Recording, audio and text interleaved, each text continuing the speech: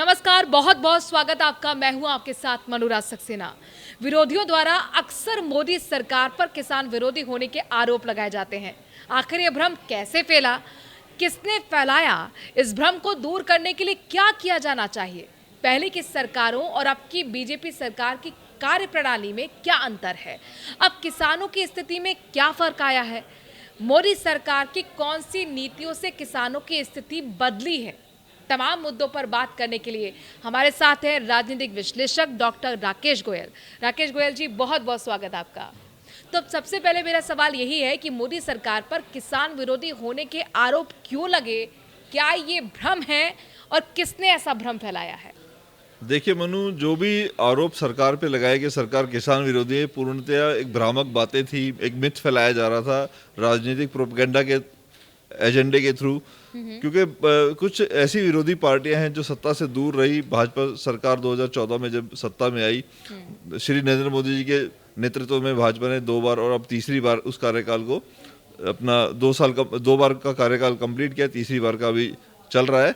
तो उस नैरेटिव को फैलाने की कोशिश की, क्योंकि सबसे बड़ा जो वोट बैंक है, अगर हिंदुस्तान में देखते हैं तो लगभग आधी जनता हमारी कृषि क्षेत्रों से जुड़ी है। देश का लगभग आधा क्षेत्र कृषि के लिए उपयोग में लाया जाता है। तो कृषि एक बड़ा क्षेत्र था। तो सबसे पहले किसानों को इस तरीके से भड़काने का, बरगलाने का कार्य कुछ राजनीतिक दलों ने किया। उसके साथ कुछ ऐसा गठजोड़ कुछ ऐसी देश विरोधी ताकतों का मिला, जिससे हमने देखा किस तरीके से दिल्ली पे एक तरह से सिचुएशन बनी। लाल किले के ऊपर हमने उस तरीके का उपद्रव देखा कि देश विरोधी ताकतों ने किस तरीके से वहाँ पे शर्मसार किया देश को। तो वो पूरी तरीके से पता लग गया कि ये एजेंडा एक चलाया जा रहा है, इसमें कोई किसान आंदोलन का एजेंडा नहीं था। ये प्रॉपर एक सरकार को गिराना और बदनाम करने का एजेंडा था। तो ये कहा भी जाता है जमीन से बड़ा बैंक कोई नहीं है, इसके मायने क्या है? देखिए मनु, जमीन से बड़ा बैंक कोई नहीं है, बात बिल्कुल सत्य है। क्योंकि जमीन में जब हम एक किसान जब मेहनत करता है, मैं खुद भी किसान परिवार से आता हूँ, हम जब गेहूं का एक दाना लगाते हैं या कोई धान का पौध लगाते हैं, या कोई भी बागवानी का किसान है, कोई फ्रूट का पेड़ छोटा सा एक लगाता है, या कोई आलू प्याज कोई भी हम फसल लगाते हैं, तो वो एक दाना गेहूं का 4 महीने के अंदर लगभग 500 दानों से भी ज्यादा पैदा कर देता है। यानी एक यूनिट 500 यूनिट में बदल जाती है। अगर हम एक कोई नन्ना पौधा भी लगाते हैं, कोई जो एग्रो फॉरेस्ट्री के हमारे किसान हैं जो टिम्बर की खेती करते हैं, छोटा सा पौधा लगाते हैं, 54 पौधे का अगर कैरेट हाथ में उठा के खेत में चले जाते हैं और उसको लगाते हैं, और कुछ सालों में 5-7 सालों में वो पेड़ जो शायद 50 ग्राम का भी नहीं था, वो सैकड़ों किलो का हो जाता है। उसका वजन इतना होता है कि उसको आप हाथ से उठा नहीं सकते, आपको क्रेन की जरूरत पड़ती है और उसको पार्ट करने की जरूरत पड़ती है टिम्बर के लिए जो फार्मर्स है। तो इतने गुना अगर हम ग्रोथ की बात करते हैं, किसी भी बिजनेस में, किसी भी क्षेत्र में पॉसिबल नहीं है। अगर बैंक के अंदर आज हम 100 रुपये जमा कराते हैं तो उसको 200 रुपये होने में भी 15 साल लग जाते हैं।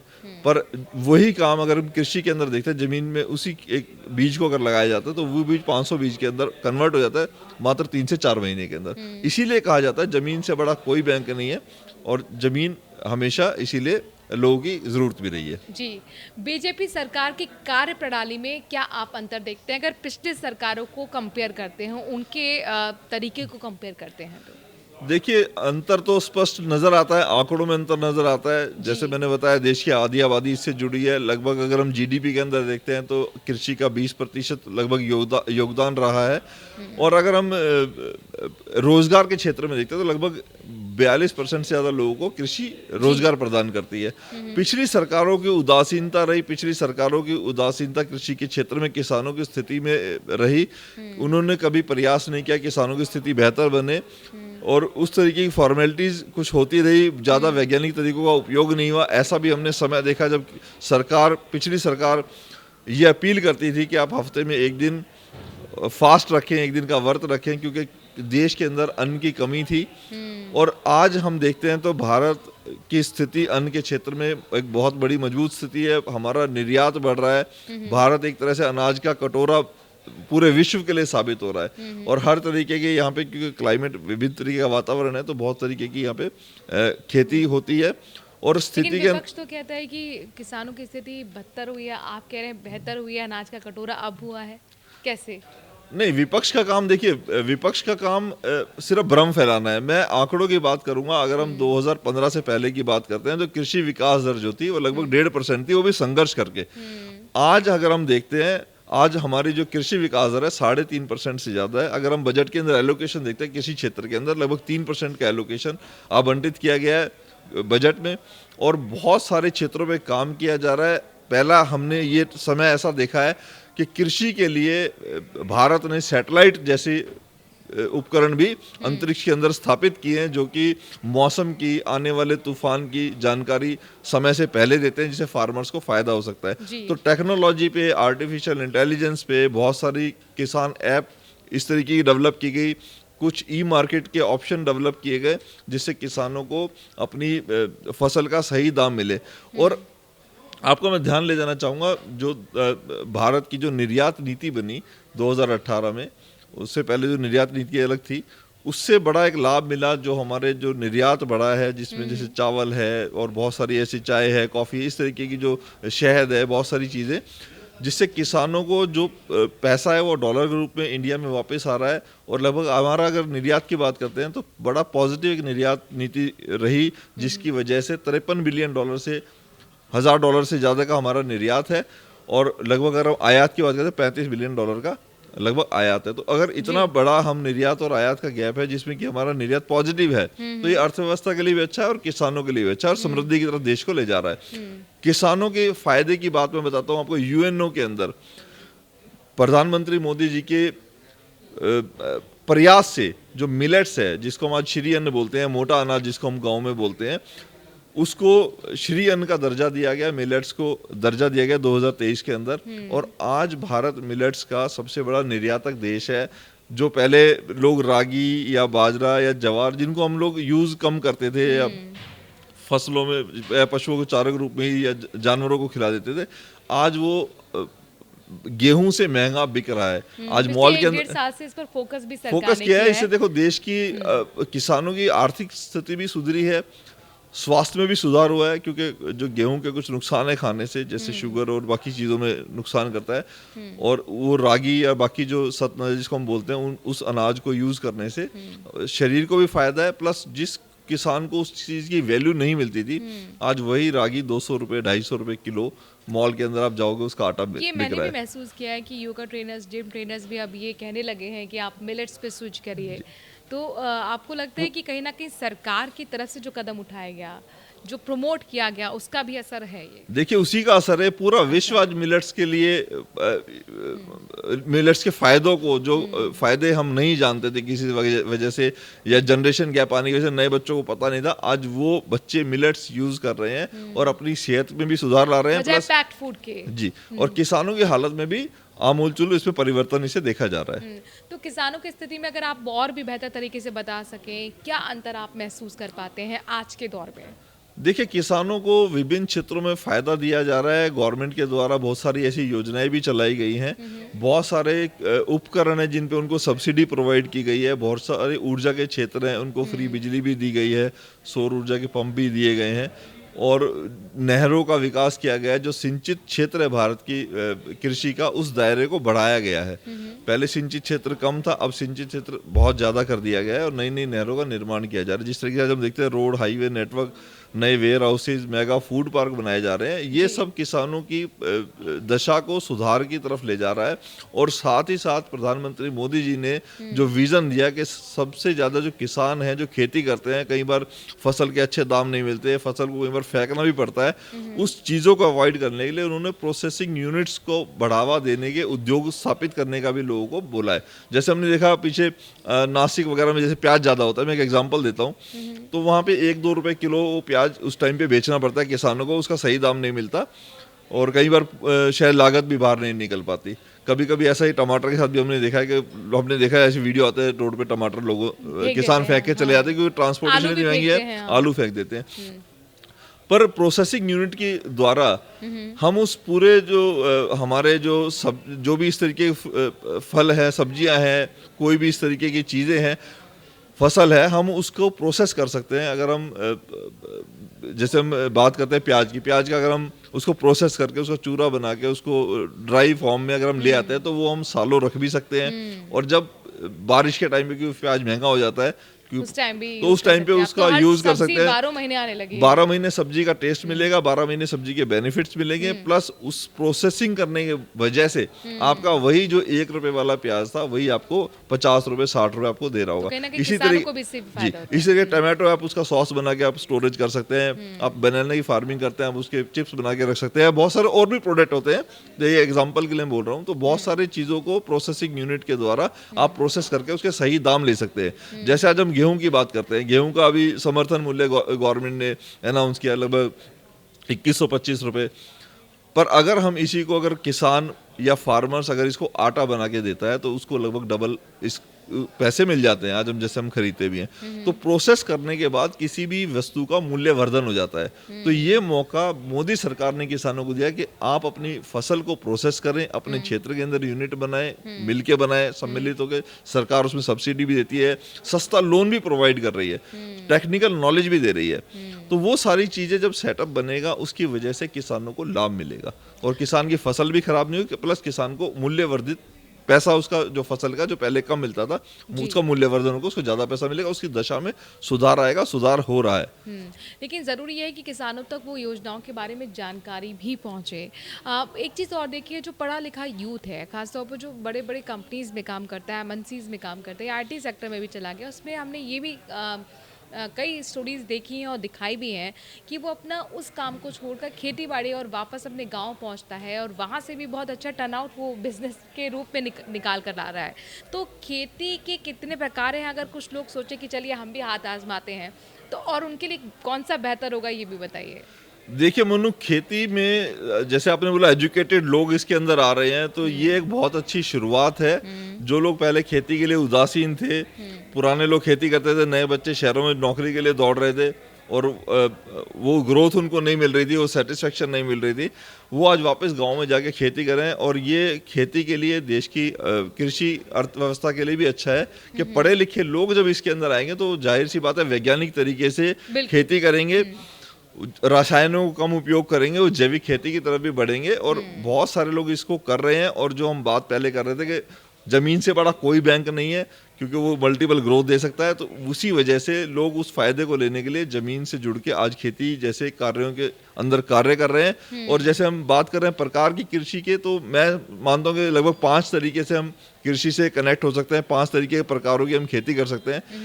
पहली खेती तो हम जो हमारे पूर्वज करते आए हैं, प्राकृतिक खेती, पारंपरिक खेती जो होती है, जिसमें हम गेहूं, चावल, जो हमें पता ही है, मक्का, ज्वार, बाजरा, कपास, ये हम चना, मूंग, ये हम खेती कर रहे थे। पारंपरिक खेती के अंदर आती है, ये लगातार वही खेती हम करते आ रहे हैं।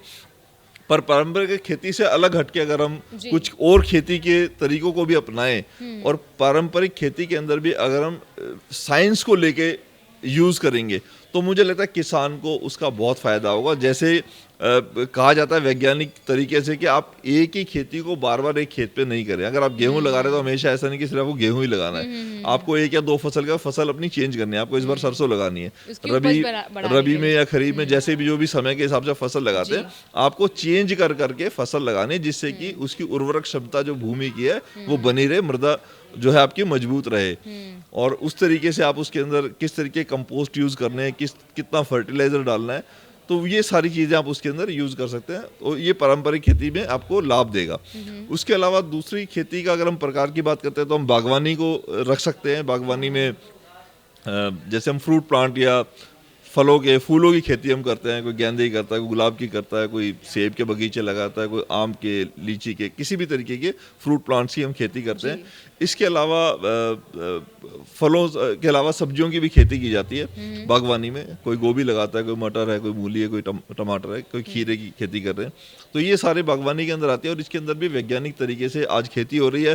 जो नया जो यूथ है वो ड्रिप इरिगेशन लगाता है, वो पॉली हाउस के अंदर खेती करता है और ऐसी चीज़ें जो ऑफ सीजन सब्जियां हैं जो और महंगी मिलती हैं, उनकी भी खेती आज बड़े आसानी से की जा रही है। पॉली हाउस या ग्रीन हाउस के अंदर हमने देखा लोग स्ट्रॉबेरी उगा रहे हैं, और शिमला मशरूम मिर्च उगा की रहे बात हैं। करते हैं तो वो पीली और जो लाल वाली शिमला मिर्च है जी। वो भी इंडिया में अब वो हो रही हैं, तो और उसके ज़्यादा दाम मिल रहे हैं उनको। Sweet corn. स्वीट कॉर्न्स बना रहे हैं, बेबी कॉर्न बना रहे हैं, तो उस तरीके की बहुत सारी चीज़ें उसी के अंदर, खीरे हैं, टमाटर हैं, बहुत सारी फसलें जिसका मौसम पे प्रभाव ना पड़े पॉली हाउस के अंदर, ग्रीन हाउस के अंदर, तो वो खेती की जा रही है।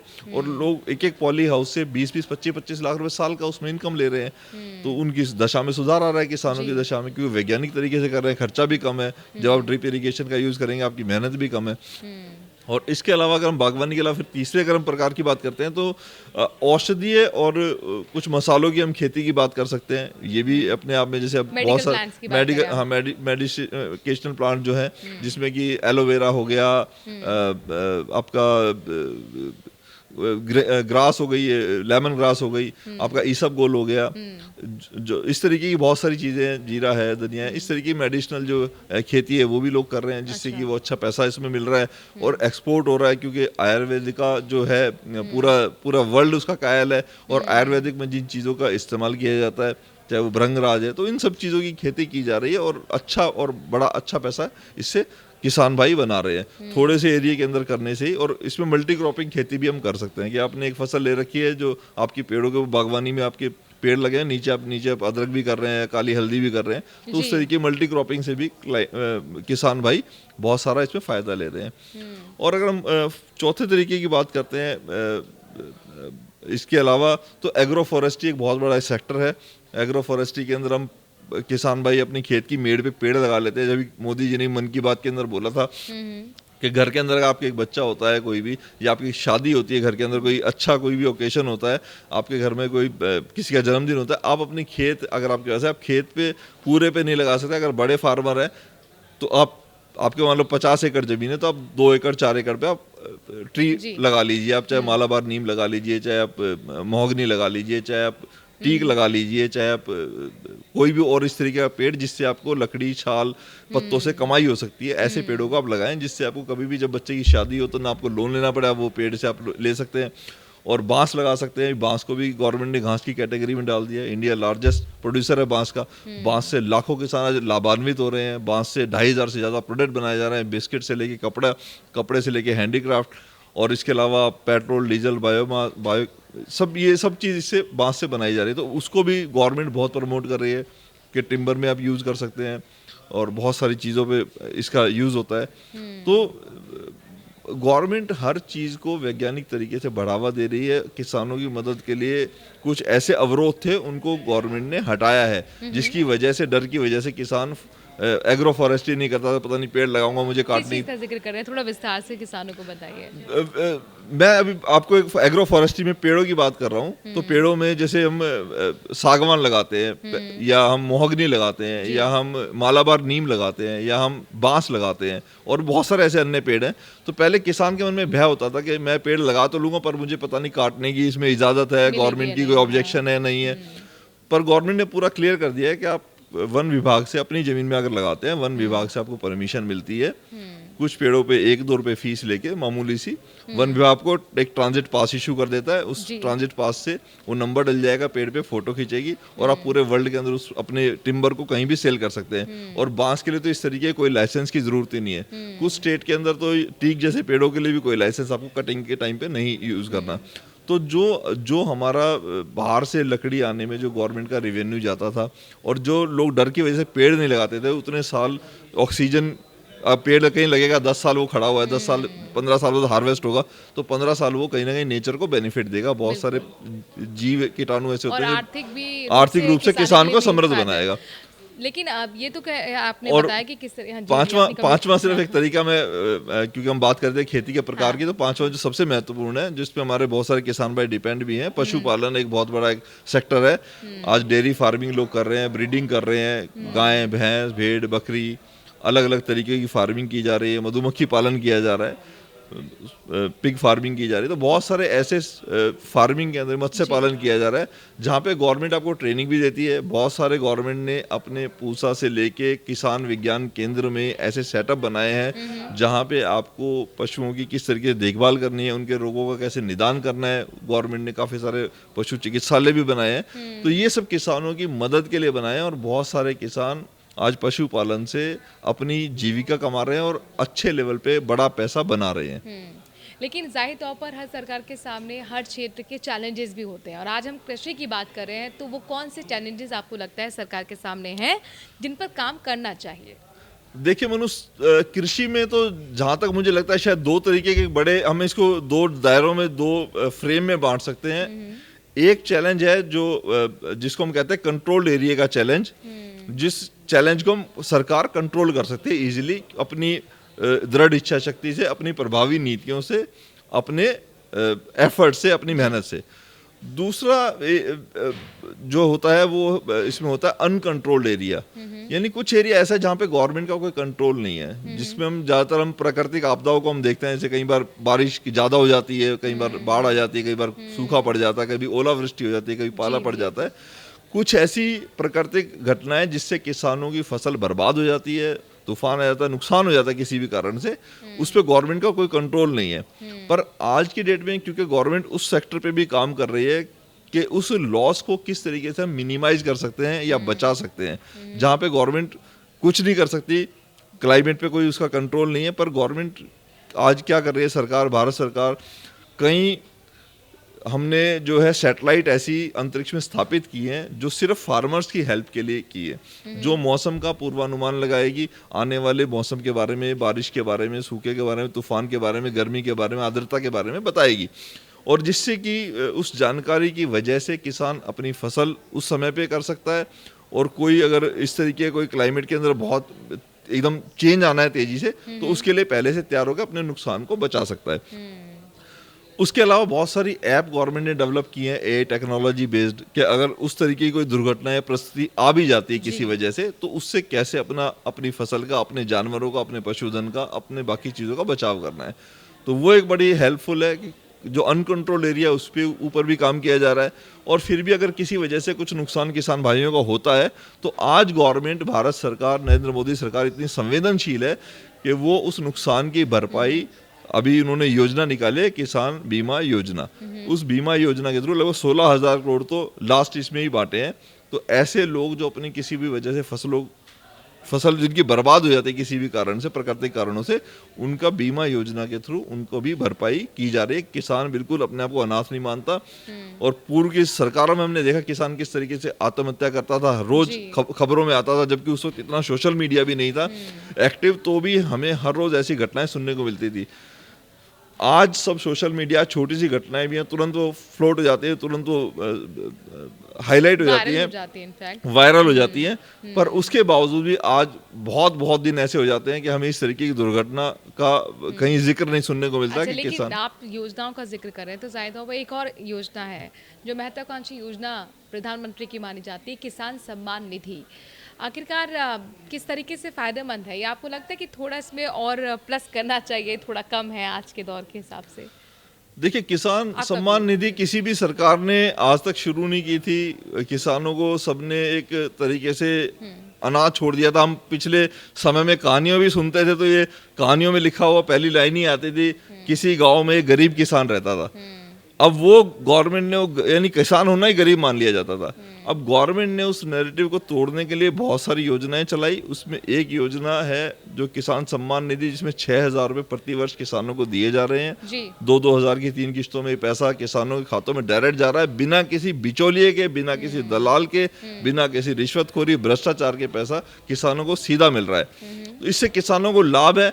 और कहीं ना कहीं किसानों की परिवार में कई बार ऐसा होता है कि मान लो मेरे परिवार में 4 हम लोग भाई हैं, तो चारों के पास अलग जमीन है, तो मेरे अगर 6-6 हज़ार एक को मिल रहा है, तो 24,000 रुपये एक परिवार के अंदर एक्स्ट्रा उस चीज़ के मिल रहे हैं। बहुत सारे ऐसे लोग हैं जिनके हस्बैंड के नाम पे भी ज़मीन है, वाइफ के नाम पे भी, तो हस्बैंड और वाइफ दोनों अलग अलग किसान है, तो दोनों को अलग अलग वो पैसा दिया जा रहा है। तो इस तरीके किसानों के लिए ये योजना बड़ी कारगर है और हर किसान इसकी तारीफ करता है। और किसानों को बिना लेट हुए ये पैसा ठीक है। समय से उनके अकाउंट में जा रहा है। अच्छा, ये बताइए कि आपको लग रहा है कि अब कहा जा सकता है कि हमारे किसान खुशहाल हैं? अगर आपको लगता है तो इसके साथ आप मुझे एग्जाम्पल या कोई फैक्ट्स या रिपोर्ट्स का भी जिक्र कर दीजिए। देखिए किसान तो खुशहाल है, क्योंकि मैं आपको बताता हूँ, पहले जो हमने देखे कि सर्वे रिपोर्ट्स फैक्ट बताती हैं, सामाजिक स्तर को बताती है। 2015 से पहले जो प्रति परिवार की आय, कृषक परिवार की जो आय थी वो लगभग 8,059 रुपये पर माह की थी। भारत सरकार ने योजना शुरू करी, नई कृषि नीति बनी कि नई कृषि नीति के अंदर डिसाइड किया गया किसानों की आय दुगनी करनी है। किसानों की आय दुगनी करने के लिए बहुत सारे प्रयास किए गए, उनको नई नई टेक्नोलॉजी से जोड़ा गया, ऐसी फसलों के बारे में बताया गया, और उन्नत किस्म के बीज उनको प्रोवाइड किए गए, उन्नत किस्म की पौध उनको प्रोवाइड की, जिससे वो ज़्यादा प्रोडक्शन ले सकता है कम समय के अंदर, जिसमें कम बीमारियां भी आएँ, जिसमें कम चैलेंजेस आएँ। और उसका नतीजा ये निकला कि आज अगर हम किसान की प्रति परिवार की अगर हम आय देखते हैं तो 15,000 रुपये से ज़्यादा वो हो चुकी है। तो लगभग जो सरकार ने टारगेट लिया था डबल करने का, सरकार उस टारगेट को पूरा कर चुकी है, और निरंतर इसी प्रयास में है कि आने वाले और 5 साल के अंदर इस आय को फिर हम कहीं ना कहीं और डबल कर दें। सरकार से अभी भी सवाल विपक्ष तो पूछता है कि आय दुगनी कब होगी किसानों की? नहीं, किसानों की आय दुगनी हो चुकी है, वो तो उनका काम है विपक्ष का नैरेटिव फैलाना। आज हम गांव में कहीं भी निकलते हैं, देखते हैं बड़े बड़े आज मकान किसानों के बने हैं, बड़े अच्छे तरीके के किसान रह रहे हैं। अब वो नैरेटिव खत्म हो चुका है, किसी गाँव में एक गरीब किसान रहता है, अब है ये गाँव में सब संपन्न किसान रहते हैं। ठीक है, आप ये कह रहे हैं प्रोपेगेंडा है। प्रोपेगेंडा। राजनीति से ऊपर उठ के हम जरा किसानों की बात कर लेते हैं, जो कि कई योजना का भी आपने जिक्र किया। जिन किसानों को जानना है कि आखिरकार हमारे लिए कौन सी योजना चलाई जा रही है, या हम किस तरीके से और जानकारी अपनी सॉइल को लेकर ले सकते हैं कि कौन सी खेती हमें करनी है, वो मुफीद होगी, कैसे हमारी आर्थिक स्थिति बेहतर हो, सरकार उनके लिए क्या कर रही है, ये सब कुछ क्या एक प्लेटफॉर्म जहाँ से वो जानकारी ले सकते हैं, वो वेबसाइट? देखिए बहुत सारे योजनाएं, सैकड़ों योजनाएं सरकार के स्तर पे चलाई जा रही है। राज्य सरकार भी उसमें सहयोग करती है, कंट्रीब्यूशन लगभग 75% केंद्र सरकार का उसमें रहता है। ओवरऑल कुछ योजनाएं पूरी तरीके से केंद्र सरकार ऑपरेट करती है, केंद्र सरकार किसानों को विकास के लिए लगातार कार्य कर रही है। अगर हम मुख्य बहुत सारी वैसी योजनाएं, मैं 10-15 की आपसे बात कर लेता हूँ। जैसे प्रधानमंत्री सिंचाई योजना है, जो 2015 में प्रधानमंत्री जी ने शुरू की, जिसमें कि नए सिंचित क्षेत्र का बढ़ावा देने के लिए कार्य किया गया। 50,000 करोड़ का इसमें एलोकेशन किया गया, खर्च किया गया वो पैसा, और उस ड्रिप इरिगेशन को बढ़ावा दिया, ड्रिप पे सब्सिडी दी गई, सिंचाई पे लाभ दिया गया। इसी के प्रधानमंत्री किसान संपदा योजना है, जिसमें कि नए फूड पार्क लगाए जा रहे हैं, खाद्य प्रोसेसिंग जो यूनिट्स हैं उनको बढ़ावा दिया जा रहा है। प्रधानमंत्री फसल बीमा योजना 2016 है। किसान सम्मान निधि है, जिसकी हम अभी बात करें, 6,000 प्रति वर्ष उनको किसानों को खातों में जा रहे हैं। प्रधानमंत्री किसान पेंशन योजना है, जो आज तक किसी ने भी शुरू नहीं की थी, कि किसान 200 रुपये महीना अपना प्रीमियम डालेगा, उतना ही पैसा गवर्नमेंट डालेगी, कुछ बोनसेस ऐड करेगी, और 60 वर्ष की आयु के उपरांत उसको 3,000 रुपये प्रति माह घर बैठे पेंशन मिलेगी। अगर उसको बीच में कुछ हो जाता है तो वो पैसा उसके आश्रित जो है उसको चला जाएगा। इसके अलावा कृषि निर्यात नीति 2018 की हम बात कर सकते हैं, जिसमें कृषि उत्पादों को किस तरीके से निर्यात में जो अवरोध हैं उसको कैसे ख़त्म किया, बढ़ाया। और राष्ट्रीय जो ई नाम, हमने सुना होगा, ई नाम पोर्टल है राष्ट्रीय कृषि बाजार के नाम से, तो उसका गवर्नमेंट ने लॉन्च किया। 2,000 से ज़्यादा कृषि मंडियों को उससे कनेक्ट किया। आज किसान को पहले दिन ही पता है कि मेरी फसल का इस मंडी में ये रेट है, इस मंडी में ये रेट है, उस मंडी में ये रेट है। तो किसान पहले ही चेक करके ऑनलाइन अपनी फसल को ज़्यादा रेट में बेच सकता है, ऑनलाइन पैसे रिसीव कर सकता है, अपना टाइम बचा सकता है।